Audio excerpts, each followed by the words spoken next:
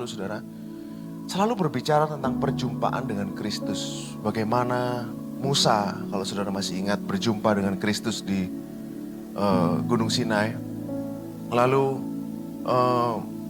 berbicara tentang Yakub, bagaimana dia bergulat dengan Tuhan semalam-malaman sebelum dia bertemu dengan Esau. Lalu saudara ingat juga tentang cerita Hagar dan Ismail yang bulan lalu baru saya sharingkan di sini, saudara. Jadi ada sesuatu tentang perjumpaan dengan Kristus. Bagaimana pada saat seseorang itu bertemu dengan Kristus, pasti ada solusi, saudara.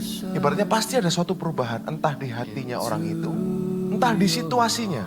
Tapi pasti ada sesuatu yang berbeda, sesuatu yang spesial tentang perjumpaan dengan Tuhan kita Yesus Kristus. Amin, saudara. Nah, dikatakan hari ini, tiba-tiba Sakeus berdiri dan berkata, setengah dari milikku akan kuberikan kepada orang miskin. Lalu apapun yang pernah aku kuperas dari seseorang akan aku kembalikan 4 kali lipat. Kalau kita bertanya, saudara ya, logika ya, saudara ya, bukankah Sakeus ini jadi bangkrut, saudara? Bukankah dia lepaskan semua hartanya? Ini separuh plus 4 kali lipat. Hampir habis mungkin hartanya. Mungkin, saudara ya. Mungkin sudah hampir habis hartanya setelah ini. Dan Yesus sama minta, oh jangan lupa perpuluhan buat aku. Buat pelayanan ini. Perpuluhan. Gak ada. Apa dituliskan ada uang yang masuk ke Tuhan Yesus? Enggak, saudara. Karena bagi Yesus, jiwa itu memang berharga. Karena dia begitu mencintai. Jiwa ini lebih berharga. Tuhan bukan kayak ibaratnya butuh-butuh banget sama uang. Enggak, saudara. Dia Tuhan pencipta alam semesta. Lalu di versi Markus, saudara ya, dituliskan dengan indah seperti ini. Tetapi Yesus memandang dia dan menaruh kasih kepadanya. Yesus lihat orang ini, orang yang cinta uang ini, yang sombong, yang merasa dia sudah benar. Yesus memandang dia dan mengasihi dia. Artinya apa, saudara? Yesus mengasihi bahkan orang yang merasa dirinya benar pun sebenarnya Tuhan juga sayang. Lalu saudara bisa lihat pandangannya dia. Saudara lihat Yesus memandang dia dan mengasihi orang itu. Lalu berkata kepadanya, hanya satu kekuranganmu, jualah apa yang kau miliki, berikanlah pada orang-orang miskin, maka engkau akan beroleh harta di surga. Kemudian datanglah kemari dan ikutlah aku. Wow.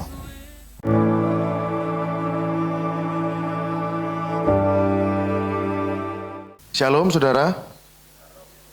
Senang bisa bertemu bersama-sama dengan saudara-saudara kembali pada sore hari ini, saudara. Untuk berbagi tentang Tuhan kita Yesus Kristus yang baik. Seperti yang selalu saya katakan di setiap sharing saya di awal, saudara, bahwa kita di NCC, kami semua percaya, saudara, bahwa Yesus Kristus adalah solusi dari setiap masalah di bawah matahari ini. Jadi oleh karena itu setiap mimbar di gereja haruslah mengkhotbahkan tentang Kristus, bukan tentang manusia. Bukan tentang usaha, bukan tentang hukum Taurat, bukan prestasi manusia, tetapi hanya tentang Yesus Kristus saja. Karena dialah yang bisa menjadi solusi dari setiap permasalahan kita, saudara. Lalu beberapa bulan ke belakang, kalau saudara masih ingat sharing-sharing saya yang 2-3 bulan, 4 bulan yang lalu, saudara, selalu berbicara tentang perjumpaan dengan Kristus. Bagaimana Musa, kalau saudara masih ingat, berjumpa dengan Kristus di Gunung Sinai. Lalu berbicara tentang Yakub, bagaimana dia bergulat dengan Tuhan semalam-malaman sebelum dia bertemu dengan Esau. Lalu saudara ingat juga tentang cerita Hagar dan Ismail yang bulan lalu baru saya sharingkan di sini, saudara. Jadi ada sesuatu tentang perjumpaan dengan Kristus. Bagaimana pada saat seseorang itu bertemu dengan Kristus, pasti ada solusi, saudara.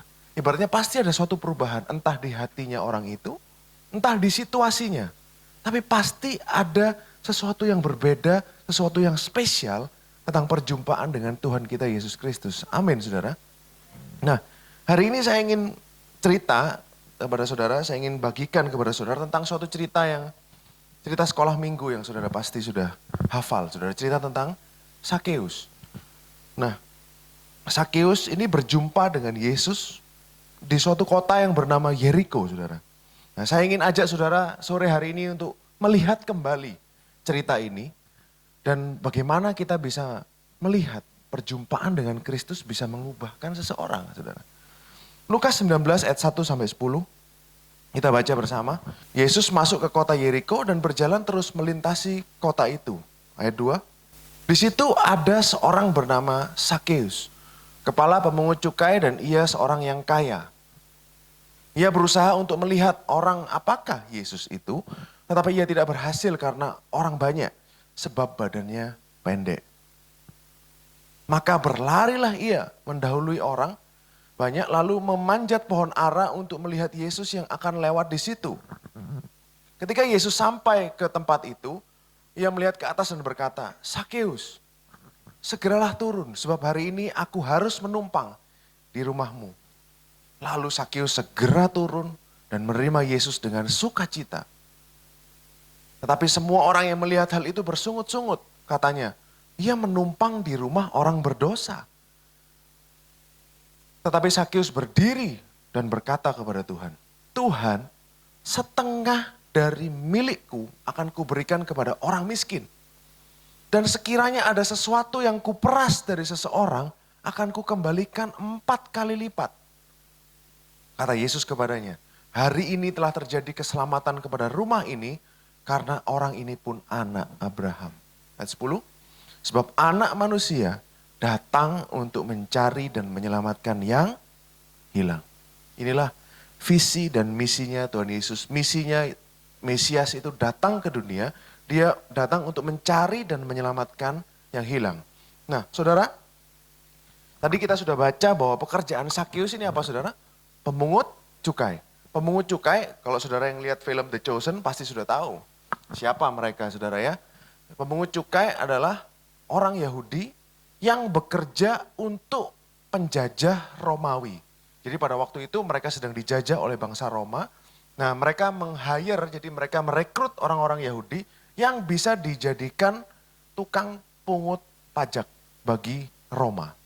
Nah, oleh karena itu mereka tidak disenangi oleh orang-orang sebangsanya. Mereka dianggap apa, saudara? Pengkhianat bagi orang-orang Yahudi. Ini Sakeus ini salah satu dari mereka itu, saudara. Nah, seringkali kenapa pemungut cukai itu semakin tidak disukai? Karena dia menggunakan kekuasaannya untuk menagih lebih daripada yang seharusnya. Dan itu masuk kantongnya mereka sendiri untuk kekayaan mereka sendiri. Oleh karena itu orang Farisi ini dianggap orang-orang berdosa, orang-orang yang ibaratnya sampah masyarakat, orang-orang yang pengkhianat, statusnya sudah lain, saudara. Mereka sudah nggak dianggap oleh teman-temannya sendiri, untuk teman senegaranya sendiri. Karena apa yang mereka lakukan. Kenapa mereka memilih untuk jadi pemungut cukai? Itu yang kita pertanyakan. Kenapa kok mereka mau jadi pengkhianat bangsa? Karena apa? Nanti kan kita akan lihat, saudara. Nah, kalau orang-orang Farisi, saudara, secara umum mereka nggak suka kepada orang-orang Farisi ini. Makanya mereka selalu bersungut-sungut, kenapa Yesus mau makan dengan orang-orang berdosa? Kenapa kok gurumu bilang sama murid-muridnya kok mau makan dengan orang berdosa? Kita lihat suatu contoh kasus lain di Markus 2 ayat 14-17. Dikatakan ini peristiwa di mana Yesus mengajak Lewi atau Matius untuk jadi muridnya. Dan dia adalah seorang pemungut cukai. Dikatakan seperti ini, ketika ia berjalan lewat di situ, ia melihat Lewi anak Alfeus duduk di rumah cukai. Lalu ia berkata kepadanya, ikutlah aku. Maka berdirilah Lewi, lalu mengikuti dia. Luar biasa Tuhan kita, saudara ya. Ketemu orang cuman dia ngomong, ikutlah aku. Orangnya nggak bisa nolak, langsung berdiri, langsung ikut, saudara. Inilah perjumpaan dengan Tuhan yang begitu indah. Ada sesuatu tentang pribadi Kristus ini yang membuat orang ini tertarik. Mau kepada dia. Mau mengikuti dia. Ayat 15. Kemudian ketika Yesus makan di rumah orang itu, banyak pemungut cukai dan orang berdosa makan bersama-sama dengan dia. Dan murid-muridnya. Sebab banyak orang yang mengikuti dia. Jadi pada waktu itu Akhirnya Lewi ini ikut Tuhan, ikut Yesus, jadi murid Yesus. Lalu dia makan di rumahnya si Matius atau Lewi ini. Dan orang-orang pemungut cukai berkumpul di dia. Dan orang-orang berdosa ada di situ. Definisi orang berdosa apa? Menurut zaman itu saudara, orang-orang yang tidak mau ikut hukum Taurat. Yang tidak menaati tradisi dan hukum orang Yahudi pada waktu itu. Nah Yesus kenapa mau sama mereka? Ayat 16. Pada waktu itu ahli-ahli Taurat, lagi saudara ya, selalu ahli-ahli Taurat, orang-orang Farisi, orang-orang yang penuh dengan roh agamawi, ini yang selalu komen terus saudara, selalu protes terus. Dia melihat bahwa ia makan dengan pemungut cukai dan orang berdosa, berkatalah mereka kepada murid-muridnya, mengapa ia makan dengan pemungut cukai dan orang berdosa? 17. Yesus mendengarnya dan berkata kepada mereka, bukan orang sehat yang memerlukan tabib, tetapi orang sakit. Aku datang untuk memanggil, bukan untuk memanggil orang benar, melainkan orang berdosa. Misinya Tuhan Yesus adalah untuk yang hilang, untuk orang-orang berdosa. Tapi seringkali orang-orang dengan roh agamawi ini justru sebaliknya saudara. Bukan seperti apa yang Yesus lakukan pada waktu itu. Nah, kalau sudah lihat saudara, kembali ke kisah Sakeus tadi saudara ya. Sakeus ini tadi kalau saudara ingat dikatakan dia kepala pemungut cukai. Berarti dia bosnya semua pemungut cukai saudara. Jadi pemungut cukai aja sudah dimusuhin, apalagi ini bosnya pemungut cukai saudara. Nomor satu itu, pasti sudah ibaratnya sangat dilihat pandangannya jelek. Wah ini emang musuh dalam selimut ini gitu kan. Pasti orang bilang seperti itu saudara. Tapi fakta kedua adalah pasti orang ini sangat kaya. Karena dia kepala pemungut cukai. Apa enggak anak-anak buahnya setor ke dia? Pasti dia sangat kaya saudara. Nah Sakeus berada di posisi itu pada waktu itu. Lalu pada saat Yesus datang ke sana, dia lari mendahului, dia pengen lihat Yesus. Tapi dia nggak bisa sampai dia susah-susah naik ke pohon. Naik ke pohon karena dia pendek, dia pengen lihat Yesus. Kalau Yesus yang dia dengar adalah seperti orang-orang Farisi yang selalu menuduh, yang selalu menghukum, selalu mencari-cari kesalahan, selalu mengkoreksi, selalu mengkondem.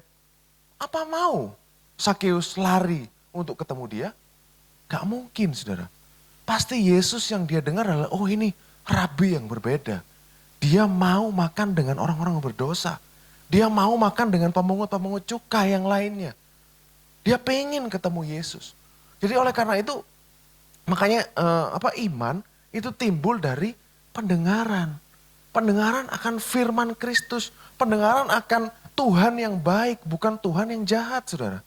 Bukan pendengaran akan Tuhan yang selalu menuduh, Tuhan yang selalu menghukum, mencari kesalahan. Bukan. Tapi Tuhan yang mengasihi. Tuhan yang penuh dengan kasih karunia dan belas kasihan.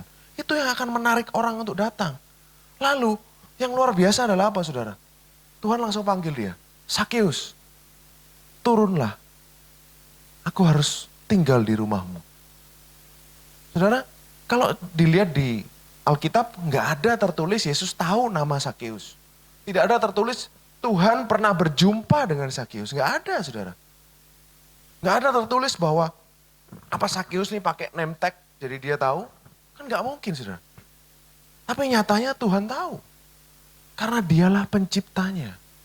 Dan dia kenal setiap orang melalui namanya masing-masing. Amin saudara. Buka Mazmur 147 ayat 4.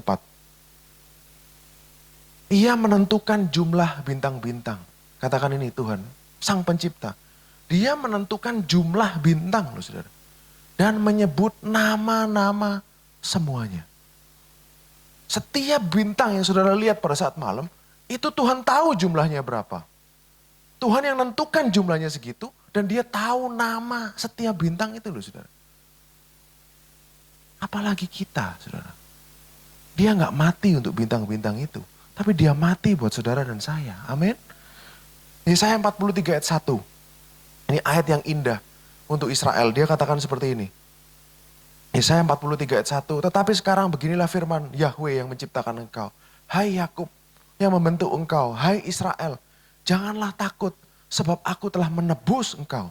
Aku telah memanggil engkau dengan namamu. Engkau ini kepunyaanku. Satu lagi, Yohanes 10 ayat 3. Untuk dia penjaga membuka pintu untuk gembala. Dan domba-domba mendengarkan suaranya. Dan ia memanggil domba-dombanya masing-masing menurut namanya. Dan menuntunnya keluar. Jadi setiap kita yang ada di sini, setiap saudara dan saya yang ada di sini, Tuhan tahu setiap nama-nama kita, saudara. Kita bukan cuma angka, oh ya nomor 1, nomor 2, nomor 3, nomor 4, nomor 5. Kayak mungkin di kandang ayam gitu saudara ya. Tahu ini nomor 1, nomor 2, nomor 3, nomor 4, nomor 5. No.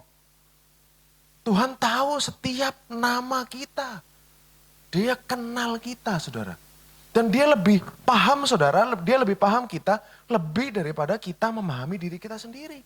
Apakah ada orang di dunia ini yang memahami kita secara sempurna? Gak ada saudara.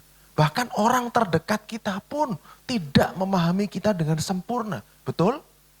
Saudara? Hanya Yesuslah, hanya Tuhan yang kita sembah yang paham kita ini seperti apa.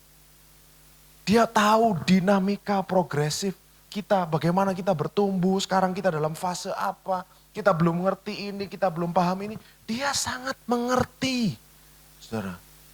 Dan dia tidak maksakan. Tuhan orangnya seperti itu, dia paham. Oh iya, dia masih anak-anak. Oh iya, dia masih minum susu. Dia belum minuman keras. Dia yang paham dinamika progresif dalam setiap hidup kita, saudara. Karena manusia dalam setiap fase kehidupan selalu berubah. Dalam pengertiannya, dalam tindakannya, semuanya berubah saudara. Dalam fase hidup manusia, fisiknya berubah, kondisinya semua berubah. Yes, dan yang paling tahu siapa? Tuhan. Dia mengenal kita lebih baik daripada kita mengenal diri kita sendiri. Kadang-kadang kita nggak tahu apa yang kita inginkan.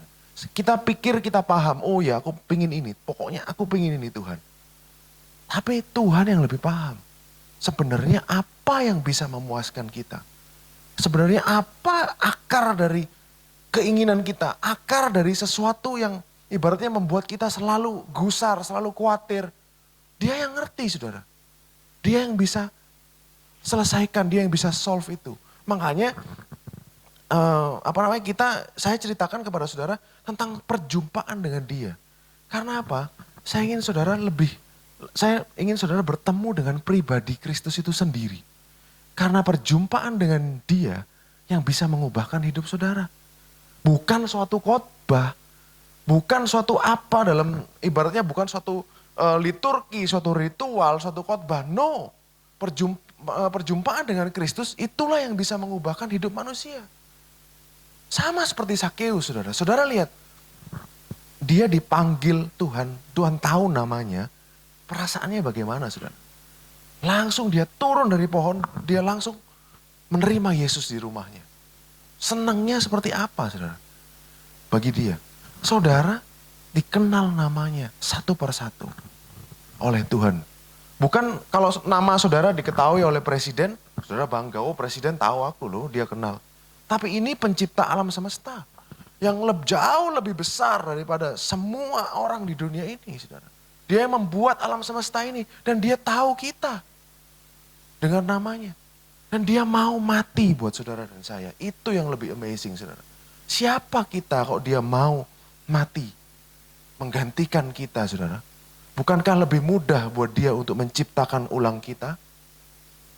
Amin saudara. Nah lalu kalau saudara nama Sakeus ini saudara ya. Dalam bahasa Ibrani, ini kan bahasa Yunani, Sakeus ini saudara. Bahasa Ibrani itu namanya Sakai. Sakai ini artinya adalah murni, adil, righteous, benar. Kalau kita lihat, ini nggak salah nih papa mamanya ngasih nama saudara ya. Berlawanan sekali dengan hidupnya Sakeus. Berlawanan loh saudara. Justru dia yang memeras orang, dia yang bikin tuduhan palsu. Berlawanan saudara. Tapi melalui bertemu dengan Yesus. Ini nama diselaraskan dengan kehidupannya dia. namanya diselaraskan dengan kehidupannya dia pada saat dia bertemu dengan Yesus. Jadi resepnya cuma itu satu, saudara. Lalu dikatakan Yesus bilang kepada Sakeus, saudara, aku harus tinggal di rumahmu. Kata-kata yang sama pernah dituliskan oleh Rasul Yohanes di kitab Yohanes pasal 4. Pada waktu dia katakan apa? Ia harus melintasi Samaria. Harus. Padahal sebenarnya Yesus tidak harus lewat Samaria. Orang Yahudi tidak pernah langsung lewat Samaria. Karena mereka benci dengan orang Samaria. Mereka mending muter, saudara, daripada harus lewat kota orang Samaria. Tapi kali itu Yesus berkata, dikatakan di Injil Yohanes, Yesus harus melintasi Samaria. Sama. Di kisah Sakeus, dikatakan ia harus, malah Yesus sendiri yang bilang, aku harus ke rumahmu. Saudara bisa lihat betapa baiknya Tuhan yang kita sembah, saudara. Dia jauh-jauh lewat Samaria untuk ketemu perempuan di sumur Yakub itu, saudara. Untuk nobatin, ketemu sama dia. Dibelain sama Tuhan. Harus lewat Samaria. Kali ini dia jauh-jauh ke Yeriko untuk ke rumah Sakeus, saudara. Untuk bertemu dengan dia. Untuk melayani Sakeus. Tuhan yang saudara dan saya sembah adalah Tuhan yang penuh dengan kasih karunia. Dia itu adalah definisi dari kasih yang murni, saudara. Definisi dari kasih yang benar-benar pure, murni, tidak tercampur oleh apapun. Itu adalah kasih Kristus buat saudara dan saya. Nah, lalu pada saat Yesus di rumah Sakeus, boleh dibuka tadi ya, Lukas pasal 19. Dikatakan, tiba-tiba Sakeus berdiri dan berkata, setengah dari milikku akan kuberikan kepada orang miskin. Lalu apapun yang pernah aku peras dari seseorang akan kukembalikan 4 kali lipat. Kalau kita bertanya, saudara ya, logika ya, saudara ya. Bukankah Sakeus ini jadi bangkrut, saudara? Bukankah dia lepaskan semua hartanya? Ini separuh plus 4 kali lipat. Hampir habis mungkin hartanya. Mungkin, saudara ya. Mungkin sudah hampir habis hartanya setelah ini. Dan Yesus sama minta, oh jangan lupa perpuluhan buat aku. Buat pelayanan ini, perpuluhan. Gak ada. Apa dituliskan ada uang yang masuk ke Tuhan Yesus? Enggak, saudara. Karena bagi Yesus, jiwa itu memang berharga. Karena dia begitu mencintai. Jiwa ini lebih berharga. Tuhan bukan kayak ibaratnya butuh-butuh banget sama uang. Enggak, saudara. Dia Tuhan pencipta alam semesta. Dia bilang setengah milikku, ku berikan kepada orang miskin. Dia barusan membangkrutkan dirinya sendiri, saudara. Sakeus ini. Ini dari sini saudara, saya ingin ajak saudara untuk melihat betapa indahnya, betapa amazingnya perjumpaan dengan Kristus. Apa sih tentang Kristus yang bisa membuat orang ini sampai lepaskan hartanya semua? Kenapa orang ini sampai segitunya? Gitu loh saudara. Ini yang harus kita, berarti ketemu dengan Yesus ini lebih nilainya dari semua harta itu yang dia miliki. Betul kan saudara? Loh, kalau kita boleh jujur saudara, kenapa kira-kira kok Sakeus mau jadi pemungut cukai? Kenapa saudara? Cinta uang. Uang bukan dosa, tapi cinta akan uang ini yang masalah saudara. Kenapa kok dia mau jadi pemungut cukai? Kenapa dia mau mengkhianati bangsanya? Uang saudara. Karena dia cinta uang. Dan tidak perlu untuk menjadi orang kaya untuk cinta uang.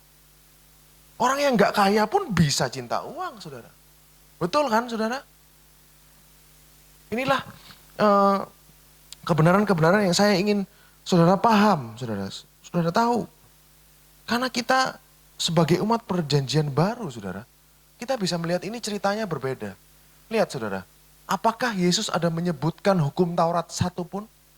Tidak ada. Oh, apakah Yesus memerintahkan dia untuk lakukan ini? Enggak ada, saudara. Yang ada hanyalah Yesus datang ke rumahnya, ngobrol sama dia, tiba-tiba dia langsung mau serahkan semua hartanya. Jadi apakah Yesus gak mau datang sebelum Sakeus serahkan hartanya. Enggak. Yesus datang dulu, dia mengalami Kristus, baru dia serahkan hartanya. Baru dia bisa di-empower untuk melakukan sesuatu yang bagi kita, gila ini saudara. Impossible. Bagi orang normal saudara.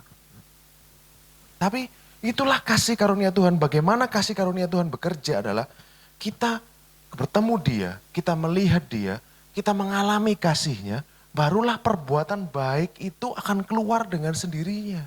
Seperti luberan saudara. Kalau Pastor Prince sering bilang itu seperti kasih itu meluber.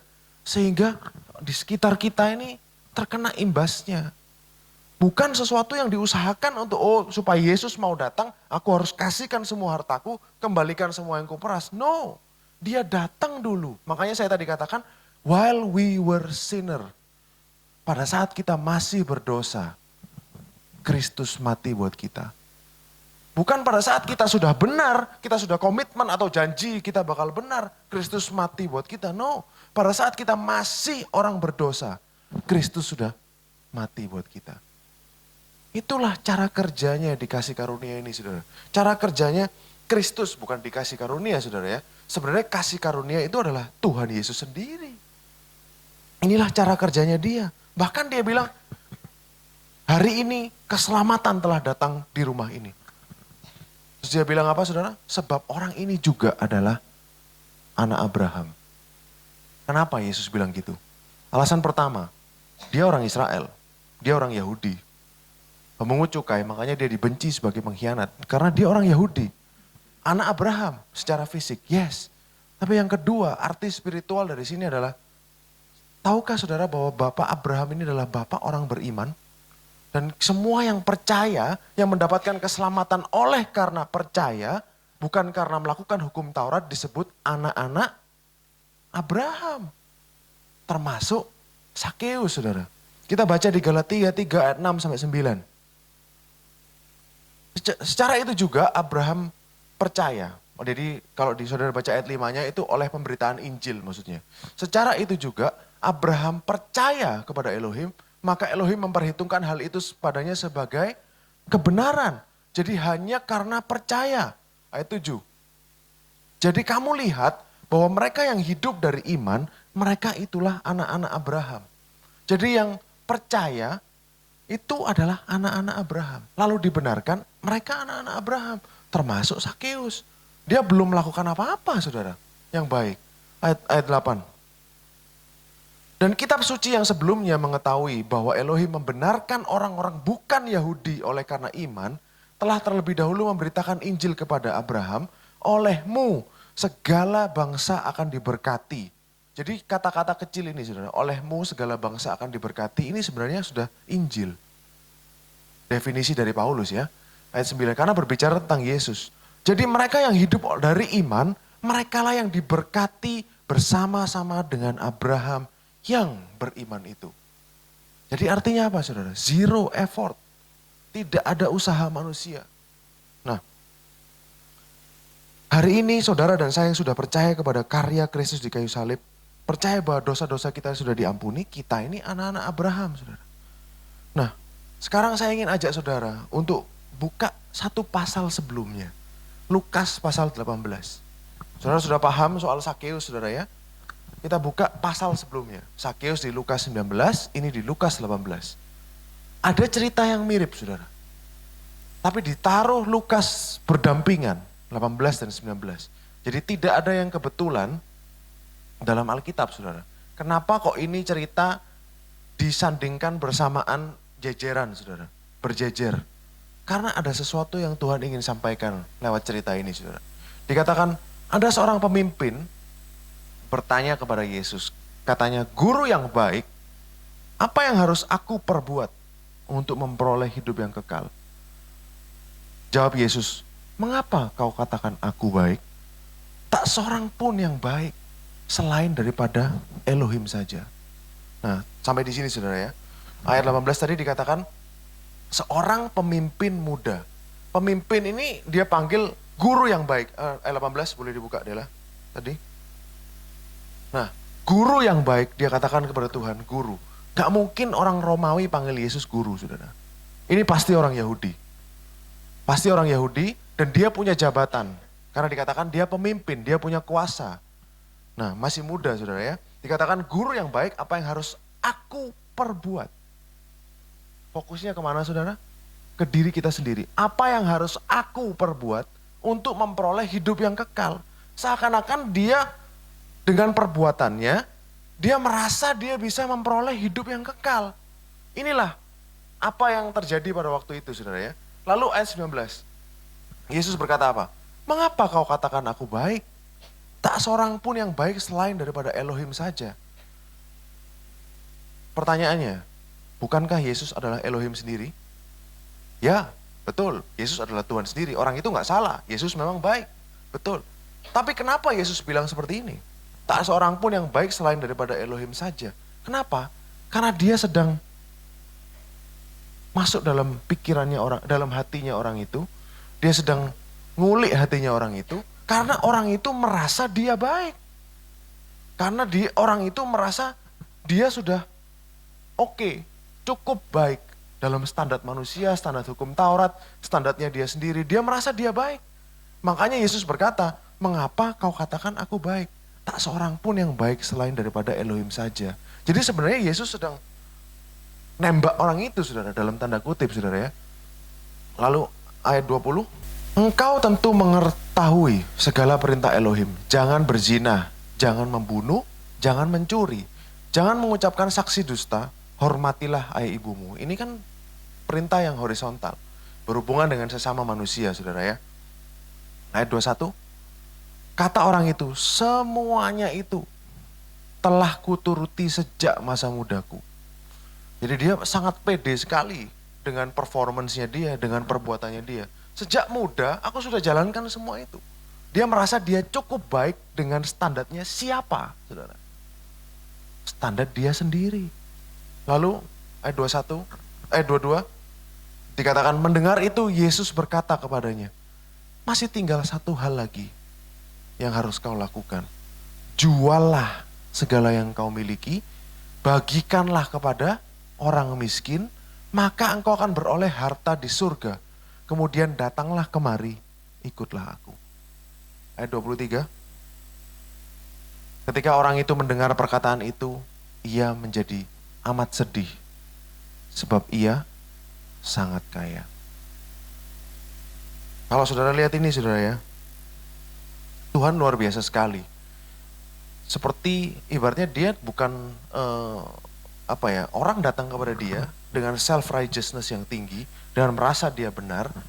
Tuhan tunjukkan kepada dia bahwa dia belum benar. Karena dia benar menurut standarnya dia sendiri. Menurut kacamatanya dia sendiri, perspektifnya dia sendiri. Padahal di sini Yesus seperti seorang dokter yang nunjukin ini loh, sakitmu di sini. Dia menunjukkan kepada orang ini bahwa orang ini masih cinta uang. Betul saudara? Orang ini masih cinta uang. Nah saudara, lalu dia merasa apa yang harus aku lakukan. Selalu seperti itu. Fokusnya pada aku harus ngapain, aku kurang apa. Itu memang tujuan dari iblis memanipulasi manusia lewat hukum Tauratnya. Dia kurang ini, kurang itu, aku harus ngapain, ini harus kurang apa ya saudara ya, ini harus ini A, B, C, D, gak selesai saudara. Akhirnya tidak bisa rest dan menerima kebaikan Tuhan. Karena merasa kita kurang ini, kita kurang itu saudara. Seringkali itulah pola pikir lama. Padahal Tuhan sudah menggenapi hukum Taurat untuk kita. Kasihnya kepada kita itu sudah maksimal di kayu salib. Sudah maksimal. Apapun yang saudara dan saya lakukan tidak bisa menambah atau mengurangi kasih Tuhan buat kita. Tidak tahukah saudara bahwa saudara sedang dalam posisi saudara di mana? Kita buka bersama Kisah Rasul 17 ayat 28. Dikatakan seperti ini. Ini Rasul Paulus saudara ya. Sebab di dalam Dia kita hidup, kita bergerak, kita ada. Posisi saudara di mana? Dalam Kristus. Hari ini saudara ke gereja, dari rumah ke gereja saudara bergerak. Saudara ada di mana? Dalam Kristus. Saudara melakukan apapun dalam dunia ini, posisi saudara adalah di dalam Kristus. Kalau saudara bayangkan mungkin saudara seperti di dalam bola gitu saudara ya, dalam bubble gitu. Saudara berjalan di dalam bubble, dilingkari oleh bubble. Kita di tengah-tengahnya. Ini semua Kristus. Sama seperti Nuh dan seisi rumah tangganya di dalam bahtera. Dia bergerak, dia ke sana, dia ke sini, semuanya di dalam bahtera. Begitu juga saudara dan saya. Posisi kita adalah di dalam Kristus. Itu adalah posisi yang paling aman dan posisi yang terbaik di alam semesta. Coba saudara pikirkan, apa ada posisi yang lebih baik, lokasi yang lebih baik daripada di dalam Kristus? Ada enggak saudara di alam semesta ini? Enggak ada saudara. Yang kita sudah sangat aman, kita sudah sangat secure, kita sudah semuanya sudah terpenuhi, ibaratnya semua sudah ada di dalam Kristus, kita ada di dalam Dia. Pribadi Kristus sendiri. Itu sudah posisi yang paling aman. Kurang apa? Enggak kurang apa-apa lagi saudara. Jadi sebagai orang yang sudah paham tentang Injil yang sejati, Injil yang sebenarnya, apa yang harus kita lakukan? Setiap hari kita berjalan di dalam Dia. Bersama-sama dengan Dia. Ikut tuntunannya Dia. Kemana Dia mau pergi. Tuhan hari ini mau kemana? Lakukan apa yang menjadi dorongan hati saudara untuk lakukan hari itu. Bukan untuk mendapatkan sesuatu. No, karena kita sudah mendapatkan semuanya. Dari Tuhan. Sama seperti Yakub. Waktu dia ketemu Esau dia bilang apa? I have everything. Aku sudah punya semuanya. Esau bilangnya apa? Aku punya banyak. Lain dengan aku punya semuanya. I have everything. Saudara sudah enggak? Itulah realita kebenaran tentang posisi Anda sekarang di dalam Kristus. Nah, orang muda yang kaya ini saudara, dia nggak paham, orang muda, pemimpin, dia pasti punya posisi di masyarakat Yahudi, mungkin di sinagog, mungkin di rumah ibadah dia punya posisi saudara. Tapi dia nggak paham. Saya ingin ajak saudara untuk mengerti apa arti Taurat sebetulnya. Kata-kata Torah boleh dibuka. Kata Taurat itu buka yang Yarah dulu Dela. Jadi kata Taurat itu ada akar katanya. Akar kata dari Torah, hukum Taurat ini bahasa Yahudi ya saudara ya. Itu adalah Yarah. Yarah ini saudara bisa lihat definisinya apa saudara? Menunjuk, melempar. Oke, jadi menunjuk, melempar. Throw atau point. Yarah saudara ya. Ini nanti buka yang satunya. Moreh. Jadi Taurat itu akar katanya adalah moreh dan yarah. Moreh artinya apa saudara? Teacher. Seorang guru. Nah, seorang guru ini, a moreh is one who throws from the hand. Orang yang melempar dari tangan. Melempar dari tangan. Ini bisa diartikan sebagai pemanah. Pemanah saudara, ini hukum Taurat definisinya. Yang melempar anak panah atau seorang guru yang menunjuk. Jadi mengarahkan, itulah Taurat.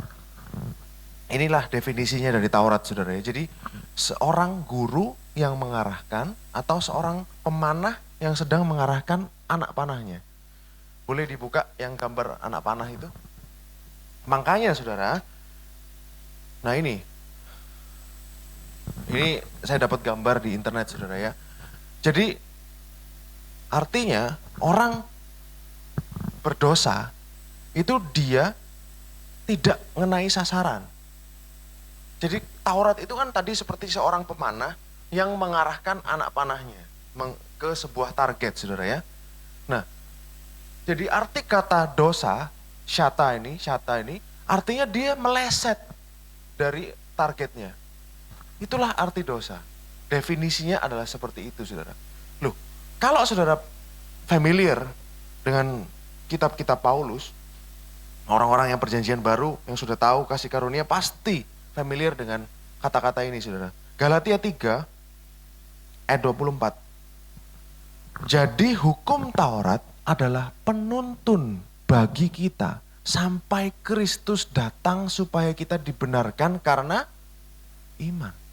Berarti Tuhan maunya bukan kita dibenarkan oleh hukum Taurat, oleh perbuatan kita. Tetapi tujuan akhirnya Tuhan adalah kita dibenarkan karena percaya. Nah, kata-kata penuntun ini kalau saudara buka dalam, boleh yang terjemahan NASB tadi? Ada nggak? Nah, therefore the law has become our guardian.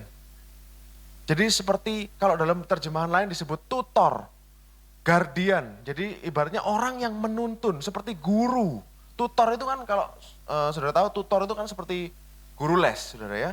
Jadi seorang yang menuntun, makanya Paulus tahu konsep ini, makanya dia tulis di Galatia. Jadi hukum Taurat itu hanya menuntun kita kepada Kristus. Jadi saudara sekarang tahu apa yang ditunjuk sama guru tadi, kan tadi Taurat adalah definisinya adalah guru yang sedang menunjuk sesuatu. Apa yang ditunjuk? Kristus. Dia mengarahkan kita kepada Kristus. Itulah tujuan dari hukum Taurat. Nah, lalu saudara, boleh dibuka kata yarah lagi. Kata-kata yarah tadi saudara, itu kan tangan. Ini kan piktograf. Ini kan jadi setiap alfabet Ibrani itu ada gambarnya. Kata-kata yarah ini adalah tangan yang menunjuk kepada kepala. Kepala ini siapa saudara? Menurut Paulus, kepala ini adalah Kristus sendiri. Jadi memang dia mengarahkan kepada Kristus. Hey, ini kan youth, rest, hey. Hey yang ini, yang sebelah kanan sekali, huruf Ibrani kan dibaca dari kiri ke kanan saudara ya. Yang ke kanan ini, hey ini adalah kasih karunia-Nya dia. Jadi tangan yang menunjuk kepada Kristus dan kasih karunia-Nya. Boleh dibuka Efesus 1 ayat 22. Dikatakan apa saudara? Dan segala sesuatu telah diletakkannya di bawah kaki Kristus dan dia telah diberikannya kepada jemaat sebagai kepala dari segala yang ada. Kolose 1 ayat 17 sampai 18. Paulus ini sangat Jewish saudara. Paulus ini sangat Yahudi karena dia orang Farisi. Dia paham gini-gini. Makanya dia komunikasikan ini dalam bahasa Yunani kepada Efesus, Kolose, Roma. Tapi yang dibawa di situ adalah konsep-konsep Ibrani sama dia. Karena dia paham ini artinya apa. Dikatakan seperti ini, ia ada terlebih dahulu dari segala sesuatu dan segala sesuatu ada di dalam dia. Ini katakan lagi saudara ya. Jadi segala sesuatu di dalam Kristus, semuanya. Ayat 18. Ialah kepala tubuh, yaitu jemaat. Ialah yang sulung yang pertama bangkit dari antara orang mati, sehingga ia yang lebih utama dalam segala sesuatu. Jadi sekarang kita semua sudah belajar, kita tahu tujuan dari hukum Taurat apa saudara? Untuk mengarahkan kita kepada Kristus. Orang muda ini nggak paham. Orang muda yang kaya ini nggak paham saudara. Pada saat Yesus katakan semuanya yang pada saat Yesus katakan bahwa kurang satu saja yang dia taati, yaitu menjual semua hartanya, berikan kepada orang miskin dan ikut Yesus. Lukas tulis tadi orang itu sedih. Karena hartanya banyak, karena ia sangat kaya. Cerita ini dituliskan 3 kali saudara. Injil Matius, Markus, Lukas, cerita ini ada. Tentang orang kaya ini saudara. Berarti kan Tuhan mau kita belajar sesuatu. Ini cerita yang signifikan sampai 3 kali diceritakan. Orang ini dalam pandangannya dia menyangka dia benar. Tapi padahal dia sedang melanggar perintah yang terbesar, yaitu apa saudara? Kasihilah Tuhan Elohimmu dengan segenap hatimu, dengan segenap jiwamu, dan dengan segenap akal budimu. Sebenarnya dia melanggar saudara. Nah inilah berbeda sekali dengan Sakeus saudara. Apakah ada hukum Taurat disebutkan di situ? Nggak ada. Tuhan perintahkan, ayo kamu harus turuti A, B, C, D. Nggak ada saudara. Tapi Sakeus serahkan hartanya. Berikan kepada orang-orang miskin. Orang ini nggak mau saudara. Karena hukum Taurat itu saudara. Berusaha dibenarkan dengan performance sendiri. Dia melewatkan yang terbaik. Yaitu pribadi Kristus. Betapa indahnya dia. Betapa baiknya dia. Sampai Sakeus rela tinggalkan semua hartanya. Berikan semua hartanya. Karena perjumpaan dengan dia. Seringkali saudara. Seringkali saya berpikir, berulang-ulang saya baca ayat ini saudara. Berulang-ulang saya baca ayat ini. Tentang cerita ini. Dengar khotbah berulang-ulang tentang cerita ini. Tapi gak sadar saudara. Bahwa sebenarnya saya juga cinta uang. Banyak manusia yang cinta uang, termasuk saya sendiri saudara. Saya juga cinta uang. Mungkin saya seperti orang yang orang kaya yang datang kepada Yesus ini saudara. Oh seringkali saya berkata, bukan aku, enggak lah. Tapi hari ini seperti Tuhan ingatkan kepada saya, ini kan juga, kamu kan juga cinta uang. Seakan-akan Tuhan ngomong pada saat saya tulis ini. Saya baru tulis ini tadi pagi, saudara, jam 9 pagi. Seakan-akan Tuhan ngomong, kamu ini cinta uang juga. Oh iya ya. Lalu lanjutannya kita boleh baca bersama. Markus 10 dulu deh. Markus 10 ayat 21 sampai 22. Siapa yang gak cinta uang, saudara? Mungkin 90% manusia sekarang cinta uang. Lalu di versi Markus, saudara ya, dituliskan dengan indah seperti ini. Tetapi Yesus memandang dia dan menaruh kasih kepadanya. Yesus lihat orang ini, orang yang cinta uang ini, yang sombong, yang merasa dia sudah benar. Yesus memandang dia dan mengasihi dia. Artinya apa saudara? Yesus mengasihi bahkan orang yang merasa dirinya benar pun sebenarnya Tuhan juga sayang. Lalu saudara bisa lihat pandangannya dia. Saudara lihat Yesus memandang dia dan mengasihi orang itu. Lalu berkata kepadanya, hanya satu kekuranganmu, juallah apa yang kau miliki, berikanlah kepada orang-orang miskin. Maka engkau akan beroleh harta di surga. Kemudian datanglah kemari dan ikutlah aku. Wow. Dan kalau saudara baca lagi di Lukas 19 ayat 24. Tadi kan belum selesai saudara ya. Lukas 19 bukan. Lukas 18 ayat 24-nya. Lukas 18 ayat 24. Lalu Yesus memandang dia dan berkata, alangkah sukarnya orang yang beruang masuk ke dalam kerajaan Elohim. Yesus bilang seperti itu saudara. Ayat 25. Sebab lebih mudah seekor unta masuk melalui lubang jarum daripada seorang kaya masuk ke dalam kerajaan Elohim. Untung Yesus gak berhenti di sini saudara omongannya. Kan ada lanjutannya. Ayat 26.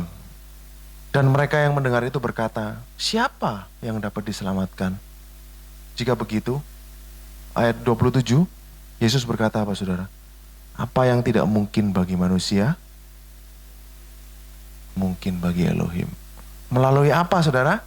Melalui kematiannya di kayu salib. Yesus sebenarnya gak mungkin, kita semua gak mungkin memenuhi semua hukum Taurat itu. No saudara. Orang yang cinta uang gak mungkin masuk surga. Tapi Yesus bilang apa? Apa yang tidak mungkin bagi manusia, mungkin bagi dia. Kenapa? Karena dia sudah mati untuk kita. Karena melalui karyanya di kayu salib, melalui tubuhnya yang dipecah-pecahkan, melalui darahnya yang tercurah untuk kita, kita semua dibenarkan oleh percaya.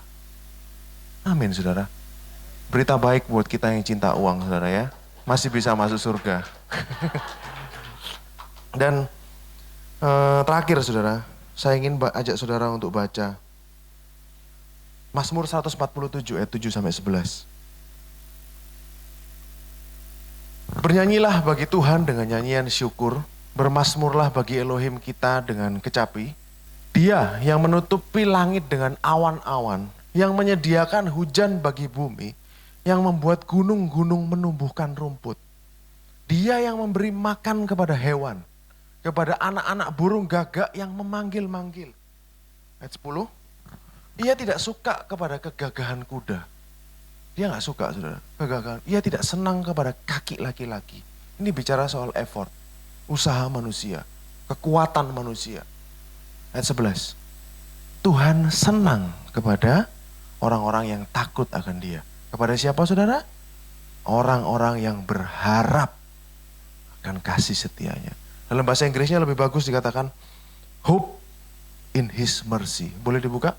The Lord take pleasure in those who fear Him, in those who hope in His mercy. Tuhan senang kepada orang yang berharap kepada belas kasihannya. Hanya belas kasihannya saja. Kita saudara dalam hidup ini jangan ibaratnya kita mengandalkan kekuatan usaha manusia tadi, kekuatan kuda, kekuatan kaki laki-laki. No. Berharaplah hanya belas kasihannya Dia. Itulah tempat terkuat, posisi terbaik, tempat terkuat saudara adalah saudara di kaki Tuhan, saudara berharap belas kasihannya. Kontras dengan apa yang dunia ajarkan. Oh gak bisa, kamu harus kerja, kalau enggak posisimu gak baik. No, dalam hukum kerajaan Tuhan, Dia lebih senang kepada orang yang hanya berharap sama Dia. Bukan berharap sama manusia, bukan berharap pada usaha, pada kekuatan, no. Hanya berharap, ibaratnya dalam bahasa Jawa mungkin, sak welas-welasi Tuhan. Belas kasihannya. Itulah yang kita harapkan. Itulah posisi saudara yang terkuat.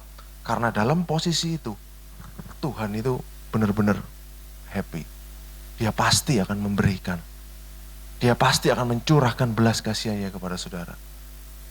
Amin saudara. Karena Tuhan yang saudara dan saya sembah adalah Tuhan yang sangat mengasihi kita. Kasihnya kepada kita itu begitu luar biasa. Begitu luar biasa saudara. Kalau yang saudara lihat belakangan dalam dunia ini banyak orang mati, banyak perang, banyak korban dan segala macam saudara. Banyak kejahatan.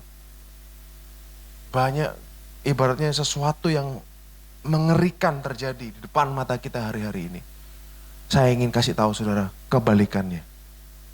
Yang saudara sedang lihat, Yesus Kristus, Tuhan saudara, itu adalah keindahan, adalah kasih yang murni, kasih yang terbesar, kasih yang terindah yang pernah saudara, yang akan dan yang akan pernah saudara alami dalam hidup ini.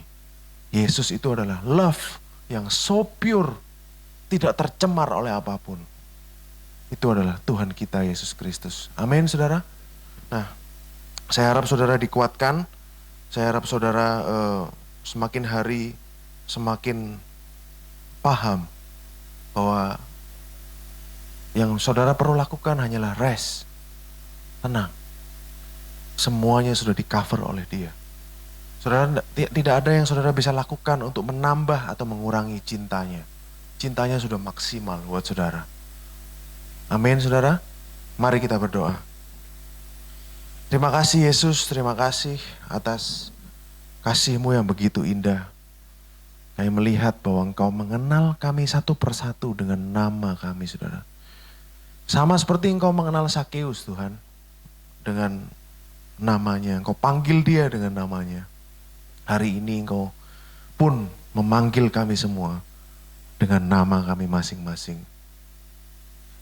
Dan Engkau yang paling mengenal kami. Engkau lebih daripada kami mengenal diri kami sendiri. Dan posisi kami hari ini aman. Kami dibenarkan oleh karena percaya kami Tuhan. Bukan karena perbuatan kami. Terima kasih Yesus, terima kasih. Kau sungguh baik bagi kami Tuhan. Aku berdoa supaya setiap jemaat yang mendengar, setiap anak-anak-Mu yang mendengar kabar baik ini, good news ini, semakin hari semakin rest. Dalam hatinya semakin mengalami kelegaan bahwa Kristus benar-benar mengasihi dia. Perjumpaan dengan Engkau Tuhan akan mereka alami setiap hari dalam hidup mereka. Dan itu yang akan mengubahkan mereka. Terima kasih Yesus, terima kasih. Saya selesai berbicara Tuhan. Engkau yang akan terjemahkan lebih lagi dalam hati mereka masing-masing. Terima kasih Yesus. Dalam nama Yesus kami berdoa dan mengucap syukur. Haleluya. Amin.